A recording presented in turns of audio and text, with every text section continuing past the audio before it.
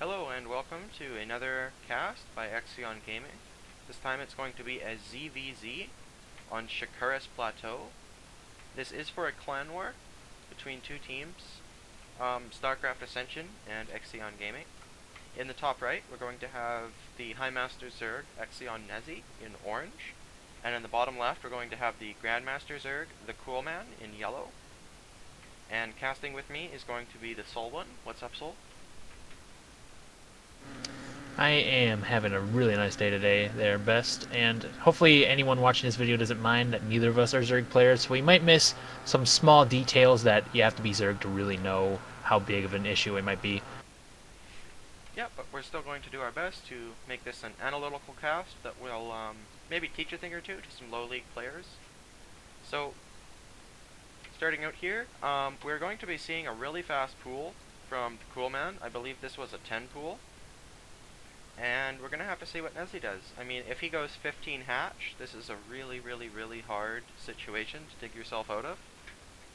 But if he does go for something like a 14 pool, this is actually about the best situation you could hope for, because you're going to have enough lings in time. You're going to have an equal count of Zerglings, but you're going to have far more drones. And actually, as we can see right now, it is going to be a 14 pull for Nezi, so it looks like he will be in a very strong position. We do have a gas geyser going down for the Coolman, so it looks like he's going to go into quick speed behind this as well. Yeah, this is interesting. You don't normally see people take a quick gas with a 10 pool. What's more common now is people will follow it up with a hatchery and just try and cancel the other player's hatchery while establishing their own and take the lead in that fashion, rather than just trying to kill them with Zerglings. But this is sort of harkening back to the more old school style of ZVZ, where you would just go straight up to speed and banelings all on one base and just completely slaughter your opponent who's stuck on slow lings. So 4 lings just popping out now. They're going to be making their way across the map, and indeed it is going to be a hatchery for Nezi, so not the best situation for him. So we'll have to see how he tries and gets out of this.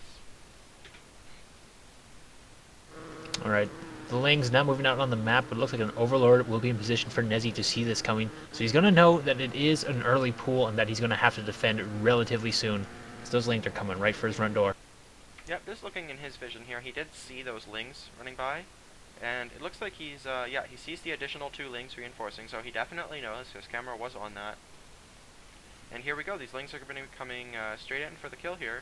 And nope, deciding to turn around and go for the hatchery. Now, this is the kind of play I like to see. I'm not such a big fan of the kill them on one base style anymore, because I think Zergs are just much better at defending it than they used to be, say 6 months ago. So he is definitely going to force a cancel on this hatchery. Assuming Nezi does cancel, that would be really a bad mistake if he doesn't cancel it. Yep, there it goes. And going ahead and making an extractor just to kind of, you know, waste a little bit more time on these lings, but that does get cancelled also when the drone dies. And here we go, immediately banelings being started for the Coolman, so it looks like he is indeed going to be trying to end this game. But Nezi's already got a spine crawler coming, so it seems as if he knows this. Yeah, with these overlords, he's seeing all the additional links that are coming, and he knows, okay, this isn't just like a deny my hatchery style. This is going to be, you know, he's going for the kill. And actually, that Queen in great position right next to that spine, so nothing can actually get in on that side. It's really, actually, the Banelings just in the lanes, just walking up to it, not able to do anything at all, and just dying. This is a horrible position from for the Coolman. Nezi coming out very much ahead in this situation.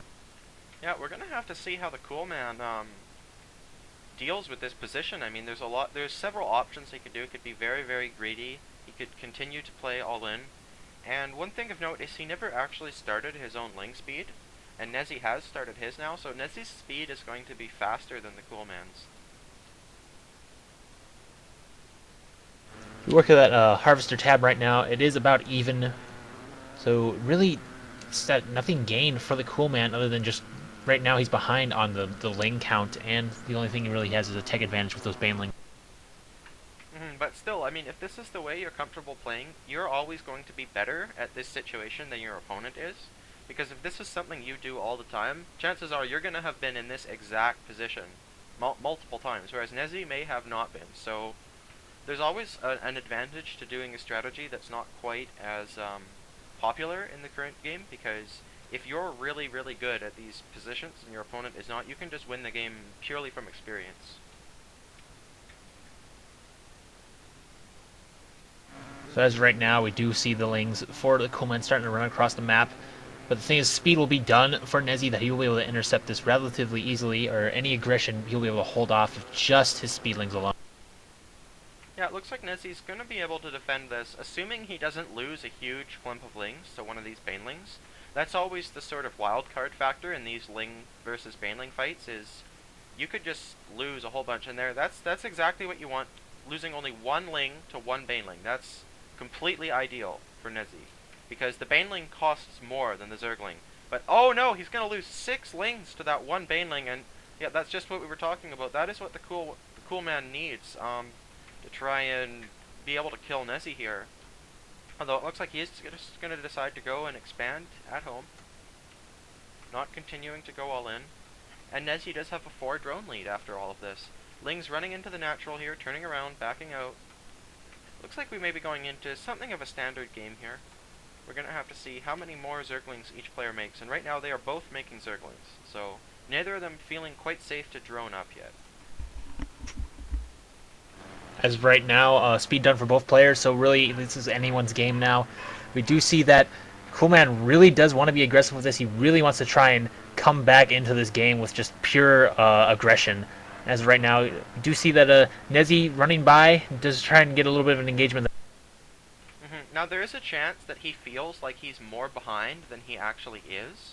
Like, the drone count is 2 in favor of Nezi, but in his head he might be thinking that he's down 7 or 8 drones. And he is going to get into the main here with these speedlings, but a Baneling from Nezi comes in and takes out about 5 or 6 Lings, so he will be able to hold this. It does look like he's going to lose a Queen in the process, though. But as his Zerglings come in and reinforce, he will be able to clean this up. So again, the game's just kind of resetting.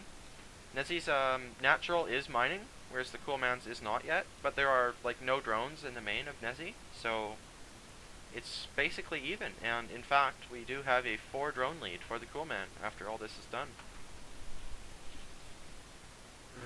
As of right now, though, Nezi just now starting to throw his drones back up into his main base. He is on 2 gas geysers right now, as well as the Coolman getting his 2nd gas geyser up as well. So it looks like when we go into a more macro style of game, no more super Ling production out of either player, so neither committing to this too much.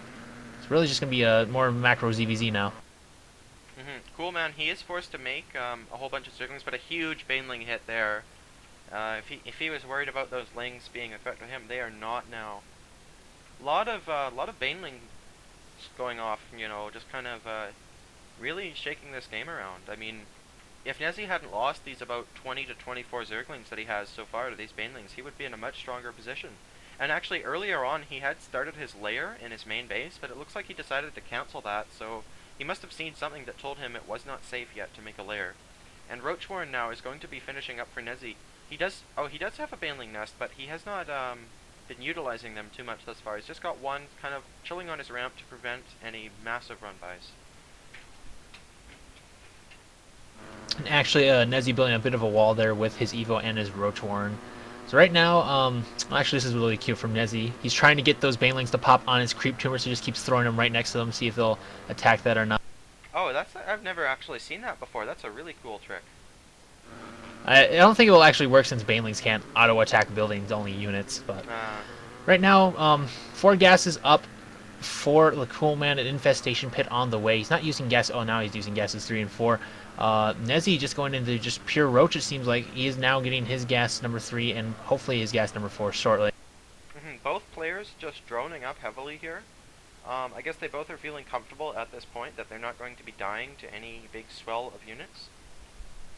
And that is kind of what you're going to see on Shakura's Plateau, is it is much easier to defend big swells of units for any race than it is on other maps, simply because of the choke here at this natural. You can put a couple buildings up here and give yourself a very nice defender's advantage that you may not have on a map like Tal'Darim Altar or Antigua Shipyard, for example.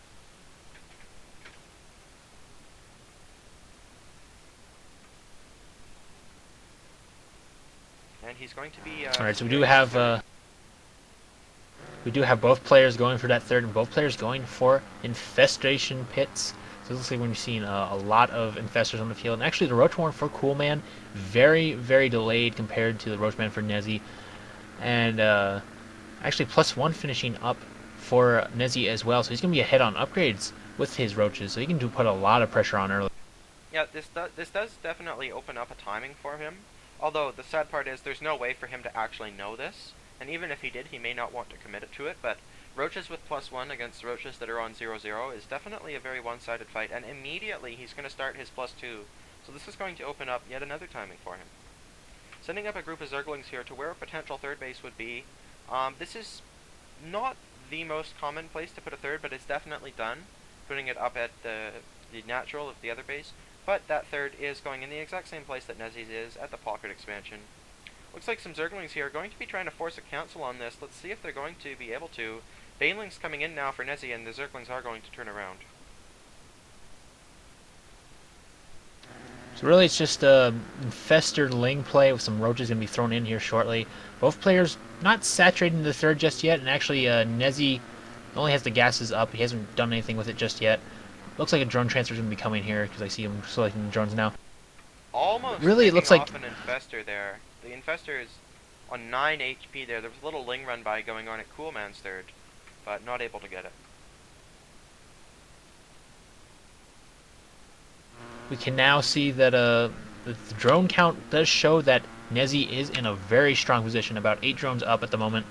With the roach upgrades as well, just a little bit delayed in infestors, he can actually do a lot of damage early on if he decides to. Yeah, he's up 15 roaches compared to only 5, although there are 7 infestors already out and gaining energy for Coolman. So that's going to kind of even out the playing field a bit. Although yes, that drone lead is always the place you want to be in, especially in ZVZ, which is usually a very sort of low worker count matchup in general. And it looks like Nezi's going to be wanting to get aggressive here with these roaches. He's pushing out to the tower. This tower is going to show him the infestors, and with that information he's just going to turn around.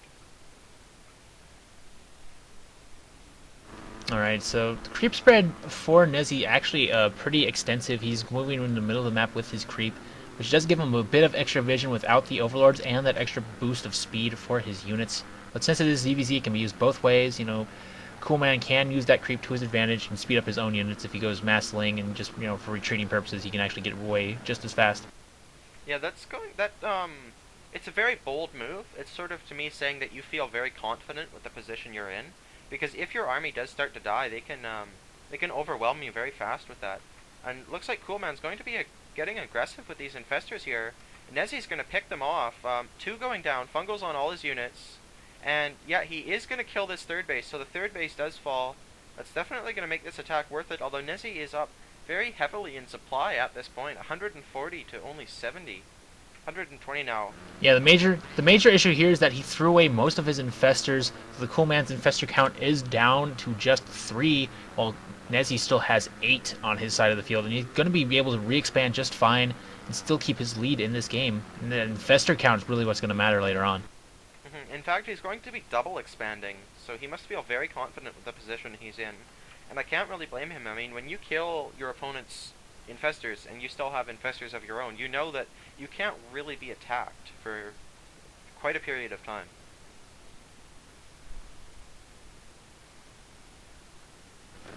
Actually, we have Nezi double expanding, trying to recapture that base he lost. And we do have Coolman taking his 4th base as well. Upgrades still in Nezi's favor for the time being. +2 about to finish for those roaches of the Coolman. But Nezi also starting on his +1 ground armor for those roaches and infestors, and if he decides to make any more Zergling. We do see that Nezi is pushing out onto the middle of the map, so it looks like he's going to want to put on some sort of aggression and hopefully do some more damage, but there are a good chunk of roaches there to meet him. It looks like he's going to be trying to return the favor and pick off the third base of his opponent, but I don't think that's going to be doable right now, especially with all these infestors just popping. +2, very close to finishing up, and yeah, I think he's going to have to turn around. Although he is committing to this, he's running an additional group of roaches into the natural, but they do get caught and fungled, so this is not going to be working for him. Although, I can definitely see how if this did work, it would be very annoying. In fact, he does slip 3 roaches into the mineral line and one-shotting drones with those. However, a burrow by Coolman, which is a very nice way to save your drones. It does force a bit of lost mining time, though, with that burrow. So right now, you know, the supplies have evening up a bit. Worker count has evened up, so really it's just going to come down to who gets the better of what engagements happen on from here. Yeah, Nezi definitely had an early advantage in this game, but Coolman has brought it right back. I mean, 63 drones to 60, 32 roaches to 19, but 3 infestors to 8, so while Coolman does have the higher roach count, Nezi has the higher infestor count. And I'm actually going to give the nod to the player with the higher infestor count in this situation, where you're not dealing with like an overwhelming force that's just more than you can fungal. The fungals are just going to win you those fights.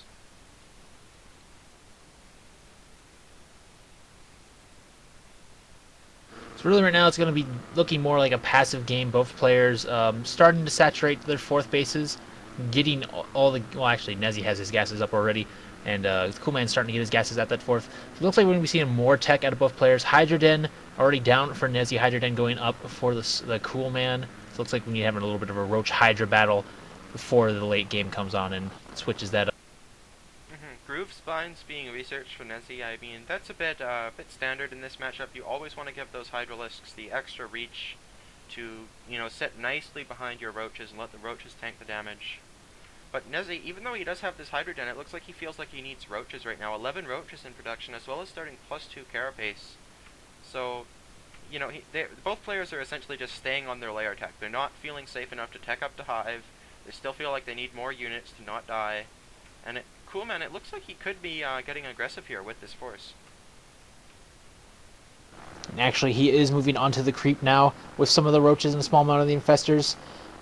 And we do have a slight engagement, just the roaches for Nezi engaging that, but actually a couple of them getting fungled. Looks like they're not going to be chain fungled as the Coolman does pull back a bit.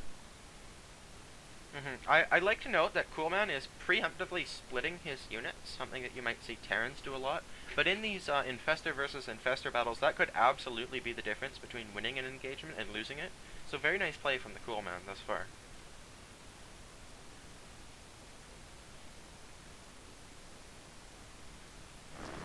Right now, the Coolman is about max. Same with Nezi, both sitting close to their supply cap. So I'm going to assume there's going to be an engagement going on here rather shortly, because you don't want to just be sitting on it for too long and let your opponent or just tech, but you want to be able to do something with those units you have out on the field. It kind of depends on how much bank you have exactly, because if you don't have enough bank to remax and your opponent does, attacking could be the absolute worst thing you can do. Although if you have a feeling that you're going to have more money than your opponent, even if you're not trading very cost efficiently, the remax could absolutely win you the game. It looks like we're going to have it here. Nezi moving in with his roaches, powering forward. Fungals going down everywhere for both sides. Infested Terrans coming out for Nezi. And, you know, it's very hard to tell exactly what's going on, but basically everything is dying for both players. However, in the production tab, both players remaxing out exactly at 176 supply at one point. More Infested Terrans going down for Nezi. And it looks like he is going to win this fight. Actually, it was a pretty even engagement. Looks like both players are going to start remaxing on roaches right now. Nothing else in the production tab other than just Hive Tech is on the way, and a fifth base is about to finish for Nezi. So it looks like he's going to be starting to go into a late game composition from here. Yeah, Hive Tech finishing up almost at identical times for both players. It's very interesting to note. He does have an Overseer here, just sort of checking to make sure any burrowed infestors don't slip by. That's one thing that can absolutely make a huge difference in this matchup, is if your opponent puts even 8 to 10 infested Terrans near your hive, you can lose that hive, and if they have hive tech and you don't, you're in a very, very sore position. A couple of roaches trying to go for that fourth base, but they don't really manage to do anything of value, so it's just a little bit of throwing away the roaches right now. As we do see the tech of choice for the Coolman, Spire is on the way right there in that natural of his. Not really any tech out of Nezi just yet, other than he is getting +3 armor, as well as actually now an Ultralisk Cavern as well. Yeah, looks like we're going to be having Ultralisks versus Broodlords. Now, there's a lot of things the Ultralisk player can do against the Broodlord player, but if they actually are able to get up a massive number of Broodlords and you don't have Corruptors in your army, there is no way you can win that fight. It's kind of all about moving into places that the Broodlords are not and doing damage while maintaining your Ultralisk count, that is. Like, you can't just throw away 10 Ultras for a hatchery. You need to sort of keep them cost efficient while using them in places that the Broodlords are not. This map's going to be a bit hard to do that since there only is that one main canal in the middle of the map to use for ground forces, unless you decide to take out the rocks at those little middle expansions on the sides of the map, at the top and the bottom. As you can see that Nezi is starting to max out again on Ultralisks and Roaches with a lot of Infestor support this time. Actually, he's killing off some of his Roaches to free up more supply. That is very smart there. Yeah, always a bit funny to see, but you know, it does make perfect sense in the situation. But of course, you got to feel bad for the Brooches. I mean, they've been just putting in work and you know taking shots and dying, and then in the end they just get cut.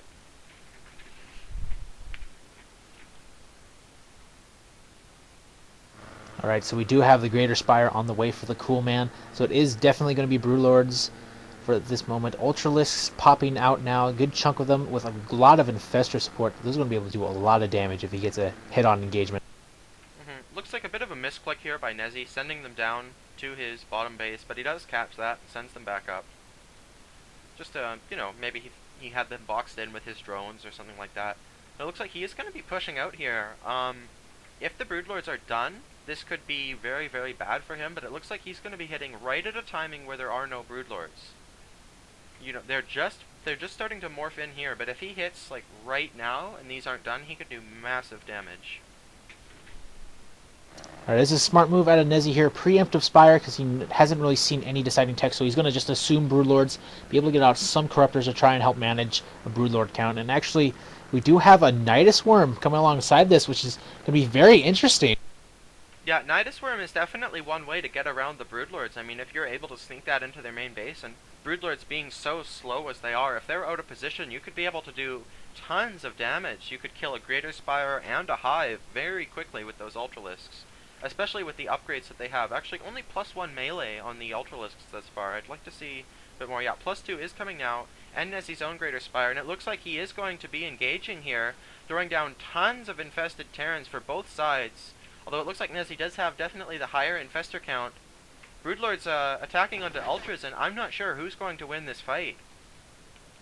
Beach balls everywhere. But actually, funneling the infested Terrans now, they can't get any closer to those Broodlords, and they can just micro away just fine. The infested Terrans now completely die into the Broodlings. And actually, Nezi going to go for that 4th base, sniping the hatchery, and looks like he might just go for the 5th base as well. Yeah, I mean, this he can afford to do. You notice this is only 2 Ultralisks. Like, this is not all of his Ultralisks. And yet, with the damage they provide, he's going to be able to kill both bases while retaining his own. And in fact, bit of a mistake here. Still 1 Ultralisk down at that bottom base. We're going to have to see if he catches that. It's not game-changing, but it's definitely not what you want either. So now he has just a couple of...